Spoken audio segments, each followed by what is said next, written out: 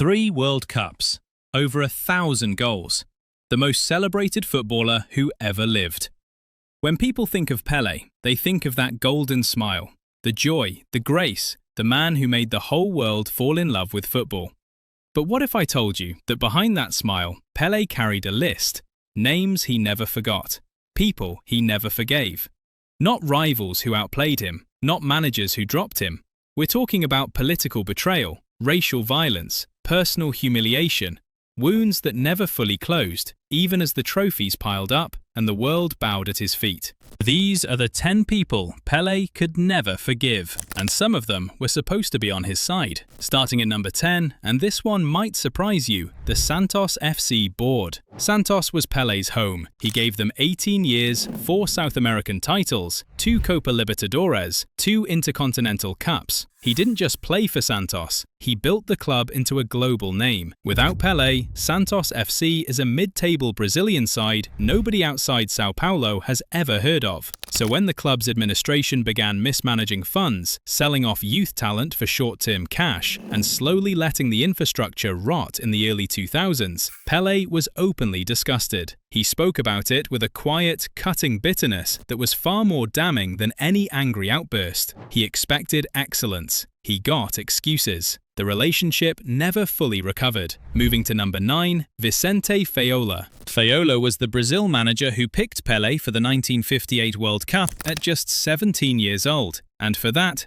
Pelé was always grateful. But by 1966, that goodwill had been spent. Fiola selected a bloated, aging squad and sent them into a tournament with no coherent plan and no protection for his most important player. When Brazil crashed out in the group stage, Fiola blamed the players. Pelé called it a travelling circus in his autobiography, a group of talented individuals let down by a man who confused loyalty with tactics. He never questioned Fiola's love of the game, he questioned his judgment, and in 1966, that distinction cost Brazil everything. Number 8 is Edmundo. Now, the Edmundo situation is one of the messier chapters in Brazilian football's long book of internal conflicts. Edmundo was enormously talented, powerful, direct, genuinely difficult to handle on his best days. But Pelé grew tired of the indiscipline, the controversy, the sense that Edmundo was squandering what God had given him. When Pelé made his criticisms public, Edmundo didn't take it quietly. He called Pelé a traitor, a man more interested in his own image than in supporting Brazilian players. Pelé's response was short and cold. "I have no time for that," he said, and he meant it. The two men never reconciled. For Pelé, it wasn't personal vanity, it was a belief that wearing the yellow shirt carried an obligation, and Edmundo had treated that obligation carelessly. The insults from rivals were one thing, but the betrayals from the men in suits, those cut far deeper. Number 7 takes us into genuinely dark territory, the 1974 Brazilian military junta. Brazil in the early 1970s was living under a military dictatorship. The generals understood Pelé's power perfectly. A smiling Pelé, holding a trophy, telling the people everything was fine. That image was worth more to the regime than any propaganda poster. They pressured him constantly to be their symbol of national joy while citizens were disappearing into detention centers. Pelé refused. Quietly, carefully, but firmly. He said it plainly. His football belonged to the people, not the generals. That refusal took more courage than any goal he ever scored, and the regime never forgave him for it. Number 6 is Ricardo Teixeira. As head of the CBF, Brazil's football confederation, Teixeira ran the national game like a personal empire. Pelé publicly accused him of doing more damage to Brazilian football than any opponent he'd ever faced on a pitch. In an open letter published in O Globo in 1994, Pelé laid it out plainly. A generation of talent was being exploited, money was disappearing, and the beautiful game was being turned into a business for a small group of powerful men. Teixeira dismissed it, but history backed Pelé up entirely. And then there's number 5, João Havelange. This is the deepest cut of the political betrayals.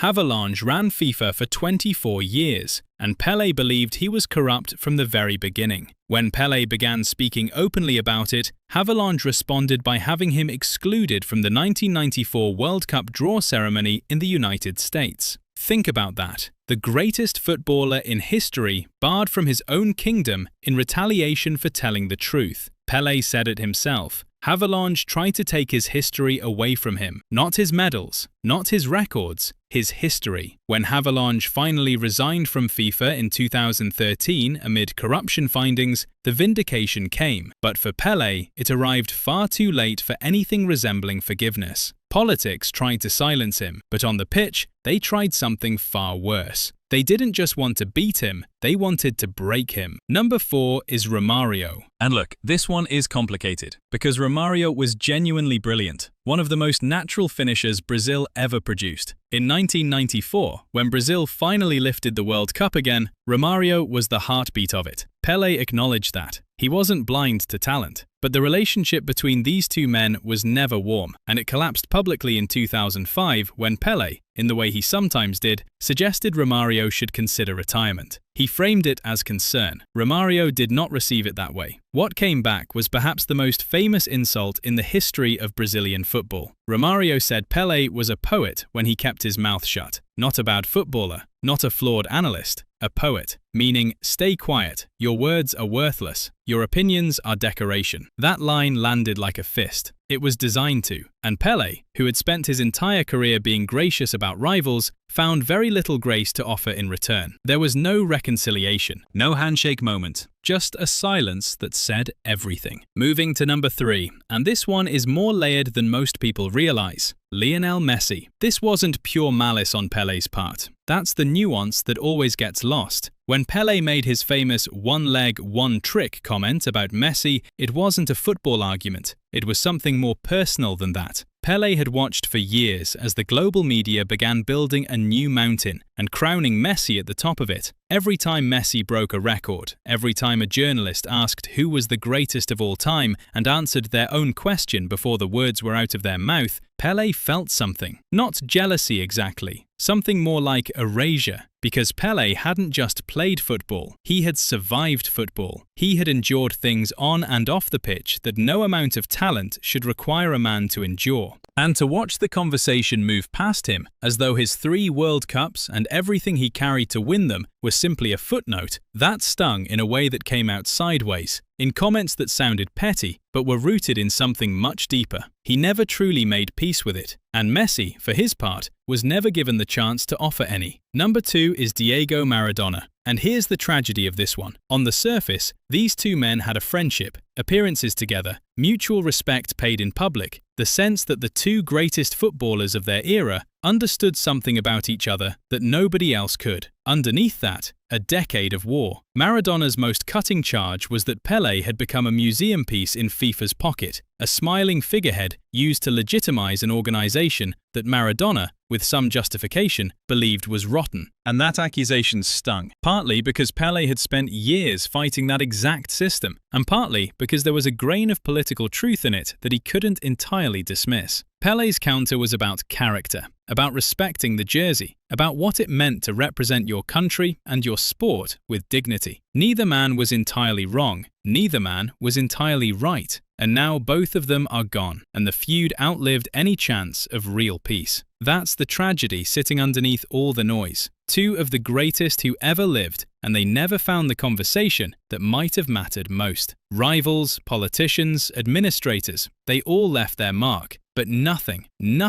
cut as deep as what happened to Pelé in England in the summer of 1966. Number 1 isn't a single person, it's a system, and it wore the faces of the Bulgarian and Portuguese defenders who hunted Pelé across the 1966 World Cup pitches while referees watched and did nothing. Pelé arrived in England as the greatest footballer on the planet. He was 25 years old, at the absolute peak of his powers, and he barely got to play. What he got instead was a sustained, deliberate campaign of physical destruction. Ankle-high tackles, studs aimed at his knee, defenders who had clearly decided before the whistle that their job was not to play against Pelé, but to remove him from the tournament entirely. The referees let it happen, repeatedly, systematically. And when Pelé eventually limped out of that World Cup, broken and furious, he said it plainly. They didn't want to play football. They wanted to destroy him. He felt, in his own words, like he was being hunted like an animal. But here's what the football world has never been fully honest about. This wasn't just brutality, it was a message. Because Pelé was a black man who had become the undisputed greatest in the world, and European football in 1966 was not ready to accept that without resistance. The physical style used against him, the kind that referees somehow never felt the need to punish, was not applied equally. It was concentrated, it was targeted, and it came wrapped in monkey chants from the terraces that nobody in authority saw fit to address. The Brazilian junta had tried to weaponize his blackness as propaganda. Havelange's world had marginalized him politically, and the 1966 tournament was the most visible and violent expression of a football establishment that had never truly accepted a black man as king, regardless of what the trophies said. Pelé spoke about 1966 until his final years. He never softened it, never reframed it into something easier to hear. He said he saw things in England that made him want to leave the game forever. He didn't leave, but he never forgot. And for that particular wound, the one opened by an entire system rather than a single man, forgiveness was never going to come. Pelé left the world in December 2022, carrying every one of these names, not out of bitterness, but because silence protects the wrong people. He spoke so the next black king on the pitch wouldn't have to fight those same battles alone. That was always the point. Not grievance, legacy. If his story moved you, send your prayers for the king in the comments below. And if you want more on the legends who shaped the beautiful game, the glory, the pain, everything in between, hit the like button and subscribe. We'll see you in the next one.